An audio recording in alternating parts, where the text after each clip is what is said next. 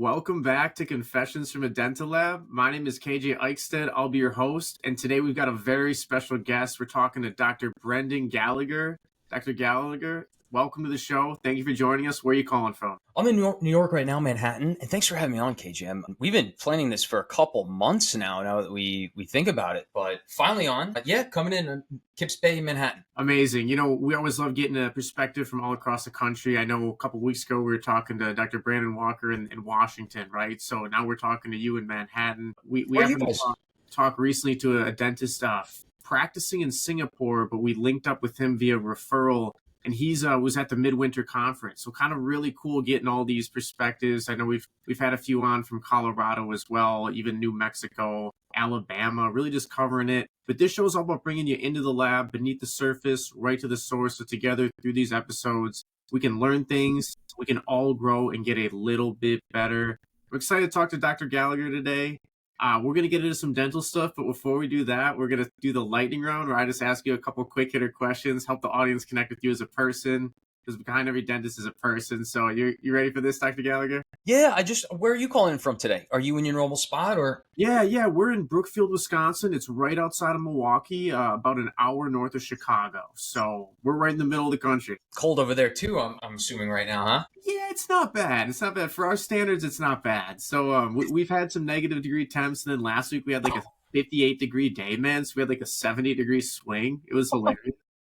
Yeah. It's a big swing right there, yeah. It's hilarious, you know, and everyone's got amazing moods. Like, I remember I threw the sunroof open on Fridays. There we go. It was good, yeah. So here we go, Dr. Gallagher. I'm going to hit you with some questions. Just kind of say the first thing that comes to mind. Number one, what's your favorite food? My favorite food? Oh, gosh. You know, it's funny. 2 or 3 years ago, I became lactose intolerant. So before then, obviously, the cheeses, a lot of stuff with cheese, you know, pizza, bagels with cream cheese I had to give up since then. Oh, my God, I love cannolis. I like the rainbow cookies. And most of these things I've had to give up since the lactose intolerance. So I don't know. Now I'm pretty lame. Breakfast is like oatmeal. It's like granola bars. It's a salad. I don't know. But favorite food? Yeah. Gosh, I guess we got to go with the classic, just like steak right now. Yeah. I bet you feel better or even just feel good, you know, kind of honing the diet a little bit more. It's something I've done as I've grown up a little bit as well. I'm a big granola bar guy in the morning. It's not like I love them, but they get the job done, right? Which granola bars are you having in the mornings? You know, to be honest, I've got some soft baked fruit and grain strawberry, and I've also got the Honey Nut Cheerios one. So I've got two, man. Oh, you got a couple. Okay, have you ever tried the RX bars? I think so.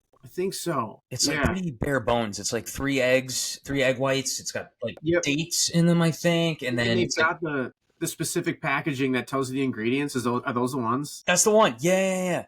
Brilliant marketing. It is, right? And it really is simple. It's like no, not too many, like no preservatives or all these extra products and chemicals. And I don't know. I like them. I have 2 of them for breakfast in the morning. And yeah.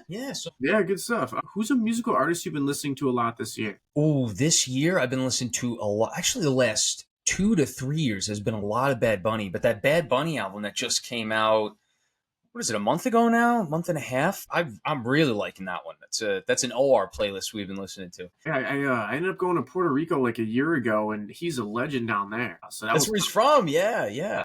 That was cool.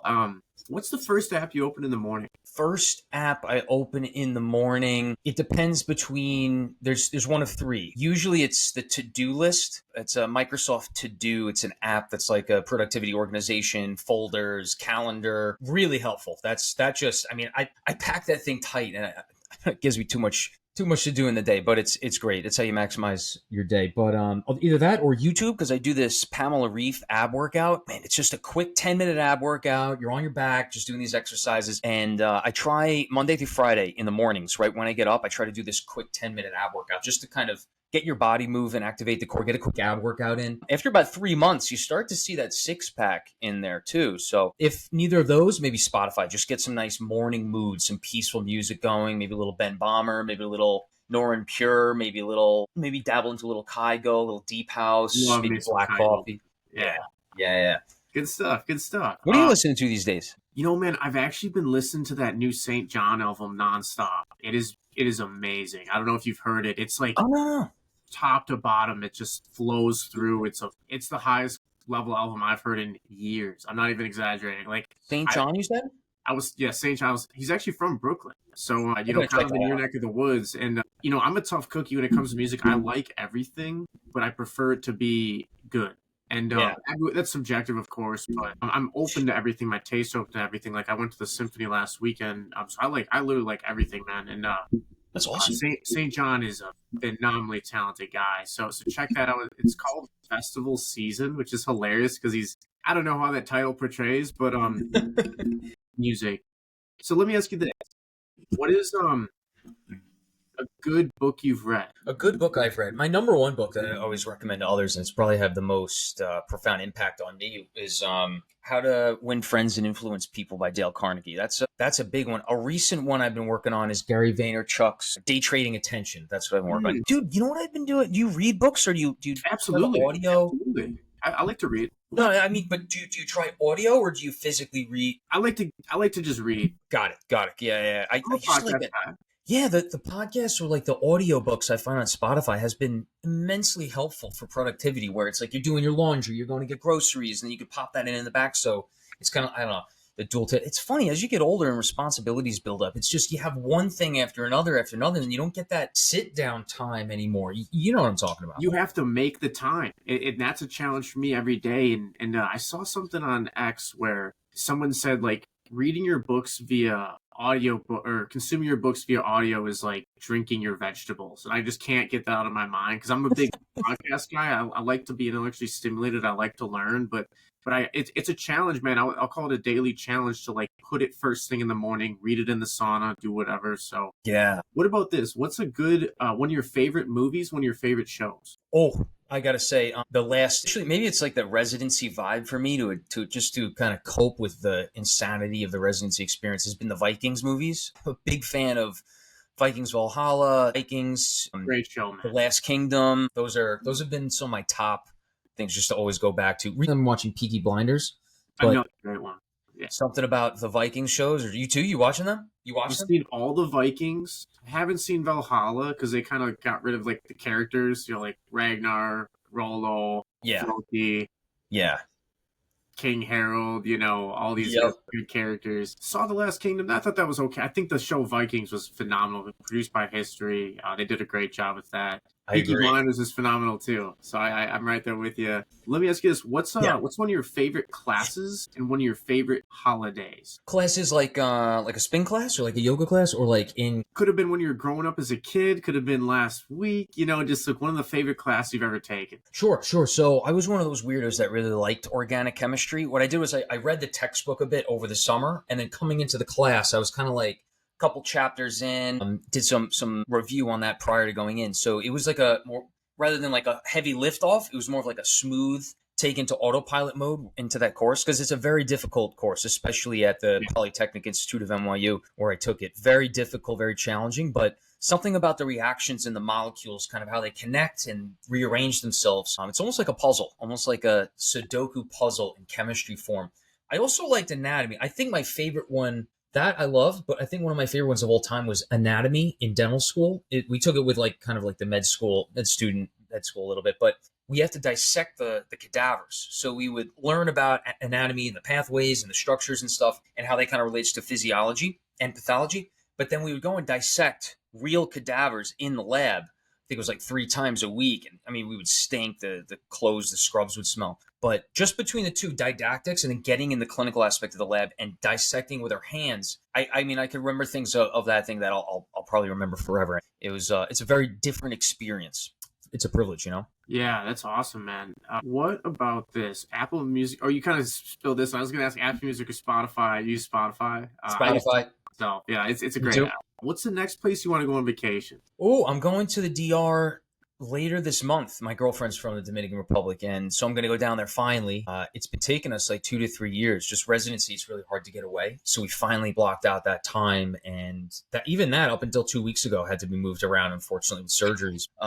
Yeah, that's where I'm trying to get to next. So we've been trying there for like 3 years. Wow, I've never been there, but I do love the Caribbean, so I think you're gonna have a phenomenal time, especially if she's gonna show you the insider perspective. Yeah, that's it. Have you been? You've been to the Caribbean? Where have you been down there? I've been to Jamaica and Puerto Rico, and both trips were great in their own unique flavor. You That's know, right. You did say Puerto Rico. Yeah, you've been to Jamaica too. Jamaica's a lot of fun. great time, man. Just a really special people where they have like this crazy sense of optimism despite really having so little. Yeah. It was eye opening for me. I thought it was fascinating how it's an English colony. Most of these are like, Hispanic colonies, and Mm. it's just got its own unique culture. Like, think about the per capita exportation of Jamaican culture around the world. It's pretty crazy. I didn't really think about that until I think the Bob Marley movie was great. I never really listened to reggae, and I saw the Bob Marley movie. I still not am a huge fan of reggae, but it gave me so much more respect because I never really learned his story in schools or anything. Right, right. They exported that all around the world, the culture, and it's pretty cool. I agree. Yeah. Last lightning round question. We're gonna get into dental stuff. If you could start or pursue any charity, what would it be? Charity. I think the biggest number one thing, this is something I actually want to do, charity or not, I think the healthcare system, one of the weakest links of it is insurance. And while a lot of people don't have access to insurance, but the people who even do aren't getting the treatment they need. Everything's got to get cleared by the insurance. And what we've seen over the years, it's not even patient centered care anymore, it's insurance centered care. And that's a real problem. It's a big problem. It's a problem for everyone. It's a problem for people. It's a problem for providers, the doctors, the dentists. And so one of my things is I want to do a non-for-profit, like an actual non-for-profit, because a lot of them like to claim they are, but they're not these days. An actual non-for-profit insurance company. I want to start in dentistry. I want to use AI to hone things into geographic area, whether it's by zip code, county, or a little bit smaller. I want to kind of normalize that the board members of this insurance company don't get paid. It's the staff, like kind of the people hired in this department, that department get paid. But the administration, I think they need to be dentists too, because if you're not working in dentistry, but you're a dentist that sits behind a desk year after year after year, you're kind of losing trust with what actually costs. Things cost, the inflation rate. If you're sitting behind the desk and you're not seeing patients, you're not really. Hello? 1 second. I don't know this. Anyway, so that's what my thing is. It's insurance company. We really need to get to that. Just give me one moment. Yeah, go ahead. Hey, no, sorry about that. I don't know, exterminator. I didn't call for an exterminator. Anyway, so yeah, dude. Just to get right back into it, to summarize the thoughts, I really think for non-for-profit, charities and this and that are great. I really see a hole in the healthcare system right now. I want to use AI to kind of normalize everything. I want, instead of like when you file a claim and you do like when you're a dentist, a nurse, a doctor, you do these peer-to-peer reviews with supposedly a doctor. It's usually just like a nurse of someone on the insurance team that denied the claim, and then they could kind of fake hear you out or actually hear you out. I want to schedule peer-to-peers with people that file claims because I want to hear them out. If you're a dentist on our insurance plan, I want to sit down with you and say, okay, what did we do wrong here? How can we make the claims like the guidelines of what gets accepted and denied? And I want to say, like, how can we make this better to suit you and all other dentists as well? You need a dentist that's practicing dentistry to do that. And then this way, they're a part of the team to make the insurance plan better. So I don't know, I could talk about this on and on and on, but it's like, it's something that's needed right now in today's day and age. Well, Dr. Gallagher, I mean, we've interviewed, I think, like 80 dentists on this podcast, and I like to ask them, what do you think is the biggest challenge in dentistry and are facing dentists? And like a theme is insurance. And you could expand that out to many different realms, right? We're just talking dentistry here. So I appreciate that cause. And I think you've got a good game plan where, man, I'd love to check back with you in a year's time, 2 years time, 3 years time, and see how that's developing.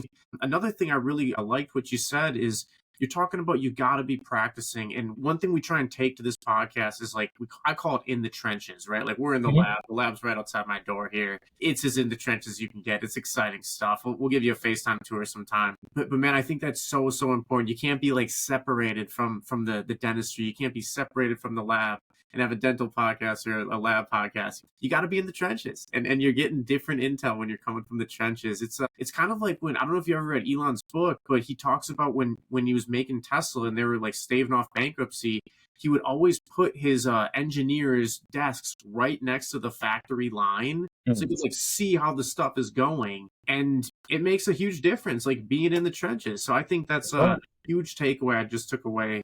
Good luck with that. And I'm excited to keep tabs on that and check on that. It's certainly a need and a gap in the market that I would love to see you be a solution board. If there's any way that we can help bring awareness to that via this pod, I'm super happy to do so. But real quick here, I know you could talk for days and days about this. Tell us a little bit about your dental journey. Sure. I went to high school from Long Island in New York, and I went to St. Anthony's High School. After there, I did 2 years at NYU Polytechnic Institute of Engineering. Now that's NYU Tandon. It's their engineering school in Brooklyn that NYU bought. My second year, I was playing basketball there. I was recruited to play ball there. My second year, they cut out athletics, and they said, you could take a train over to the main campus and try out for our main team. And I was like, I barely have time to study as it is right now, and I'm not going to the NBA. So I'm not going to go play in Europe. So I'm like, I got to study. I'm not taking a train into main campus. And so I ended up transferring to Stevens to continue playing basketball. But at Stevens, that's on the other side of the Hudson River in Hoboken, New Jersey. So all in like right around the Manhattan area. But basketball didn't work out there. They kind of had their project underway, their thing going, and I didn't really fit the pieces in there, so I didn't play my last year. I did a research project, and I shadowed a lot of doctors and dentists, solidified the decision that I was going to go to dental school, graduated, took the DAT, got into Stony Brook Dental School. I did 4 years there, and then from there, I came into residency where I'm at now. Man, that's awesome. Yeah. Before I got into this lab stuff, I actually worked with several athletes in the podcast realm. One thing that I take away that you just said about that is just the sheer work ethic that being like a high level athlete gives you. And you were kind of talking earlier on this pod about, hey, I use this to optimize my day. I use this to make my morning well. I use this to optimize my diet. Man, I can tell you're going to be doing great things in the next 10, 20, 30 years because you've got such a strong foundation. And how much has that athlete background helped you in your dental journey thus far? So much, immensely. I mean, going back to high school, middle school and high school, I found this basketball trainer. My mom, through our family, like friends, helped us find this basketball trainer named Jerry Powell. He had trained he probably still trains pro basketball players and stuff. And it turns out he was like a 30-minute drive from us in North Babylon on Long Island. And so I started training with him, and it was just the hardest 2-hour workouts you'd ever be in your life. The best athletes, the best basketball athletes on Long Island were going there. And you'd go in there every once in a while and you'd see like an NBA player walking out. So it was like, it was legit. And I mean, just, oh God, those types of workouts are like pushing you past exhaustion. And when you really get to pushing yourself to the limit consistently, time after time again, you really kind of learn a lot about yourself, and you really learn about kind of how you connect with the world around you as far as your output does translate to results, Yeah. And then you can only, work on those results so much. Many times, whatever result you get is what you get.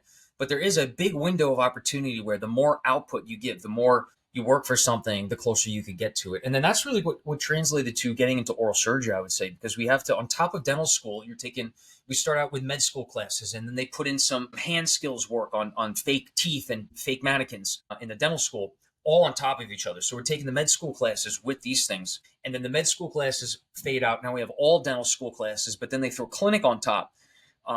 And it's 80 to 100 hours a week and studying for it. And then on top of that, you have to study for the separate exam called the CBSE for oral surgery. And how are you going to handle all this? Well, you can whine and complain, or you could whine and complain and figure it out. It's really just that perseverance that having a sports background, I think, as well as understanding what a team is and how a team comes into the team component is so crucial. And I find a lot of people in healthcare don't really have that team background. A lot of them maybe they played in an orchestra or in a band, or, they had a research team that they were on. The actual team component you learn on a court or on the field when things get close at the end and it's tight and you need to band together with your brothers or your sisters on the field. So that's something I see lacking a lot in healthcare as much as, Amen. Yeah, I love what you were saying. Real quick, are you Knicks or Nets guy? Oh, it would be Knicks. I don't really watch many sports, unfortunately, anymore. What about you? Yeah, no, good for you guys because it's been a tough road, but you've had some success over there. Happy about that. Man, I would agree with the team thing. One thing we do at the lab here is we like to cross-train and rotate people into various positions because, as you know, when you're building a restoration, there's like the finishing team, there's like the people designing it, there's the case managers, the quarterbacks of the case, we call them. And you really got to band together to get the results, right? It's like, okay, there's a lot of players in the NBA right now who can put up points, but that doesn't mean you can win. You've got to play some D. You've got to be able to hit the open man. You've got to be able to to play to other people's strengths, and it's a show, or it's a team effort. Yeah. I really like your approach to things. Thank you. Let me ask you this: how important is it to work with a good dental lab, and why is that so important for dentists? One of the things that's a great question. One of the things that we're working on right now is in residency. The last 2 years, I've done like 18 full arch cases, I think, maybe more, maybe 20 or more. And one of the biggest things is making sure you get that full arch on. So once you put the implants in, it's nice. It's the greatest thing for the patient if they could go home with teeth that day, right? And so you really need that lab, the technician that you're working with, maybe the dentist that you're working with, whoever's in the operatory with us from the surgical side after we put the implants in. We want that thing to go in, first try, fit it, get it all in. It might take, 30 minutes, an hour, hour and a half tops. But we want to see that patient go home with teeth, right? It's going to help keep the swelling down. It's going to do a number of things, but it's going to make the patient experience so much better. Yep. And you really need a skilled lab technician, dentist from that end, the restorative end. They need to be coming in here and they'll be like, we'll take it over from here, get it nice into a short amount of time, and everyone's happy after that. That's so crucial. And you need talent there. You need skill there. You need a certain amount of experience from a lab technician, from the dentist working with that lab for that to happen. I love what you're saying, because it's kind of stimulating thoughts on this end. It's Jeff Bezos built Amazon, took a step back in like 2021 for a year or two, kind of enjoyed some enjoyment of his hard work and success, but he's kind of getting back in the game now because he's got that competitive fire. And so he's been a little bit more in like the business realm, and he's been re-emphasizing like the customer. We built this company by caring about the customer experience. Yep. I don't think any customer would ever be upset getting their package quicker, and like you're just talking about the customer experience, and that is brilliant. I think that's going to take you very far. I think that's something that we as a lab try to emphasize as well, but we could all do a little better at that. And I love just hearing that from your side, because it's really kind of putting the priorities. We like, whether it's dentistry, lab work, business in general, we could overcomplicate things into oblivion. But I think sometimes simplifying is really where it's at, and emphasizing that customer experience has never been a bad thing. Oh yeah. That's exactly it. That's exactly the person I got this from too. It's Jeff Bezos with Amazon, because he made that over the last 20 years, solely focused on the customer experience. And from an oral surgery standpoint, the patient is number one, right? Well, I mean, unless you let insurance getting in the way, they're number one, right? I can't stand that, dude. I cannot stand. When you come home, right, and you see the dog at the end of the day, who does the dog always listen to? The one that feeds it, right? So if you have dentists and healthcare providers getting feed, now look, the majority are great, right? But you need everyone to be great. And when you have insurance paying for stuff, but the patient is getting treated, you have a dentist that's working on patients, but works for the insurance company. And I think that mismatch, honestly, I think that should all just get the hell out of healthcare. Yeah. I really think the dentist, the doctors needs to solely work with patients. But yeah. Your job is harder though as a lab, right? Because now you have the patient you're worrying about, but you're working for the dentist or the oral surgeon, right? So it's interesting you say that, because we're not the cheapest lab. We've got technicians who've been doing this for 40 years. Like we're full service. We've got a full removable lab. We're capable of handling digital and analog workflows, full digital design department, ceramists with, 10 plus, 20 plus, 30 plus, and 40 plus years of experience. Case managers, one of them's been here for 42 years. We've got the newest tech because we got a little bit of an infusion of capital, but the tech's useless unless you have the minds to operate it. So right. It's a little bit of a conundrum, because a lot of dentists, they want price, right? They want the lowest price, probably because of some insurance reimbursement.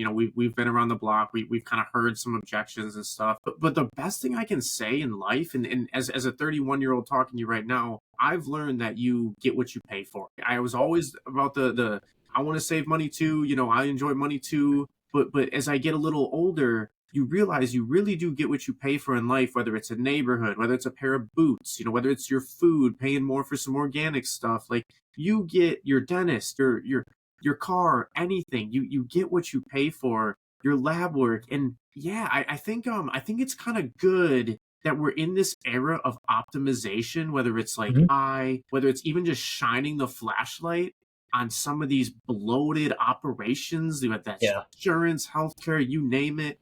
And I think hopefully you're not going to eat the entire elephant in one bite, but you are going to eat it one bite at a time. I think that's hopefully going to bring some better results in the future. And man, I encourage you to just keep being a leader and keep keep kind of bringing that in the right direction, because it is a theme we see, and it is a challenge, I'll call it. Like, we can do it, It but is, yeah. it's not gonna happen overnight. But yeah, what do you think the future of dentistry looks like 10 years from now? Well, it really depends on 10 years from now. I think it's going to be much more corporatized. I think it's going to be a lot more consolidated because that's the trajectory we're on right now. We're trailing behind the medicine side of healthcare, where 20 years ago it really started to get consolidated and corporatized, like dentistry is becoming right now. But I think the real question is that better? And if we put patient-centered care at the center again, I don't think it ends up being big systems. I think it comes back to the mom and pop shop where you go in and you see Dr. Boren, and Dr. Boren's been here for 26 years and treats you, your mom, your grandma, your cousin. And yeah, at least as it becomes more corporatized, employees get more rights and stuff, and you could work, well, I mean, either way, you could work like 2 to 3 days a week, but the corporate systems want you to work more and more. But I think as things get more corporate, things get a little bit more unionized, and then doctors get rights, and they can essentially you go in. I mean, you're already seeing this. Patient comes into the office and they see like a different dentist every time they go, or a different orthodontist every time they go. And then treatment plans get modified and this and that. And, then patients don't get answers because someone's picking up a project halfway through. In some cases, maybe it is better for employees. You just want to go in 9 to 5 or 10 to 4 and then leave at the end of the day. But in another way, you're not making as much money. It's the monopoly is tough too, because it kind of suffocates and cuts out the little guy, the little practice. And the biggest problem with that is insurance, and they don't reimburse treatment across the board the same. You have a guy that owns 2-3 practices and you're paying $750 a crown, but the DSO across the street, because they own 35 practices, they leverage that and they're getting $1250 a crown. And reimbursement from the insurance companies. Is that fair? Absolutely not. And that's what's going on right now. And so eventually over the year, that started 10, 20 years ago, but now the costs of everything catch up. So that's why dentists are looking for cheaper prices from the labs, right? That's why patients are looking for cheaper care, because the cost of everything went up. The money has gone up, but what you can do with that money has not gone up. In fact, it's gone down, what you can do with it, right? So there's just a lot going on. Where do I see dentistry in 10 years? Well, I mean, we'll see. We got to see what goes on, because, now DSOs are opening up dental schools. High Point University in North Carolina, Workman Institute, that's just like textbook conflict of interest, but, it's happening. So I don't know. I could go on about this for hours, but I think it's questionable. Because we're seeing the theme that you're describing, the DSO theme of DSOs rising. But one thing that gives me a little faith is that, because we have so much love for the mom and pop dental practice and the family dental practice. I mean, we service some big clients as well, but how can you not love the family dental practice, But one thing that gives me faith, to bring it back, is the market always, it's making a gap in the market. If it goes so far into this DSO land, where it's going to open up the door for a gentleman like you to maybe, bring back that caring family dental practice, that smaller, nice lobby, make you feel at home type of thing, remember your name type of thing, same person, same time, consistently type of thing. Like, the market always has gaps, and those gaps get filled in America and really throughout the world. So that's kind of cool, right? It may not be easy, but Jeff Bezos saw a gap to bring it back to him to bring books online. Elon saw a gap to bring electric cars to mass market. And there's gaps all in dentistry, there's gaps all in healthcare, and it's a much grander conversation, but maybe we can continue this on a future episode sometime. So yeah. Dr. Gallagher, any advice you just want to give to dentists listening right now to maximize success as we progress into the future? Yeah, I think it's stay in touch with your mentors. Your mentors have done it and are doing it. They've gotten to that point. They've gone through everything that you're going through. And if you know that you want to be in someone's shoes, you're trying to trace the trajectory of where your mentor is or was going, or at least to a similar aspect, you keep in touch with them. They're going to be able to give you that advice throughout your career, for example, some of my mentors, a dentist and oral surgeon, I met at the gym, and those are the two that really kind of got me into dentistry and then into oral surgery. Dental school was tough at times for it was more so the cultural environment of the dental school and stuff. That was really it, but I would be able to talk about it with them every Sunday morning when I worked where I saw them. I met them at the gym, and I used to work there Sunday mornings lifeguarding through dental school. And so I could bring up topics with them, and they would always just kind of get your mind back in the straight line of point A to point B rather than all these distractions. I think that's really important, because whether it's something stressful or whether, you need to bounce back from a bad grade, or, some adverse event happened throughout dental school. Maybe someone passed away or a relationship came to an end. Those mentors have gone through that too. Maybe not the exact same thing, but more or less. And that's who's going to be able to get you back on that track. Well said, my friend. Well said. So this has been a great episode with Dr. Brendan Gallagher. Any final thoughts before we wrap up here? Yeah, Joe, we'll keep in touch, man. You can call me Brendan. We'll figure this out. I got to get you the recording. I'll see how I can get you the link on this. Right on. This has been a great episode. Dr. Brendan Gallagher, we've just gotten started. A lot of these big ideas, big topics. One thing everyone listening can do to help the show is just send this to one or two other people. Just text it to them. It takes like 10 seconds. It's free. Send to someone you just went to CE with, send to someone you're in dental school with, send to someone you had dinner with last week. Together through these episodes, we can all get a little bit better, and that's the name of the game. Let's compound this growth every single day. My name is KJ Eichstaedt. This is Confessions from a Dental Lab. We'll catch you next time. And put in some comments and questions so that our part 2, KJ, we can include those in there and talk about those topics directly. Good thinking, my friend. Awesome. All right, man. Great to meet you, man. I'm gonna hit end, and then I'll touch base with you and get you the link. Cool. All right, thanks, man. Have a great week. Cool.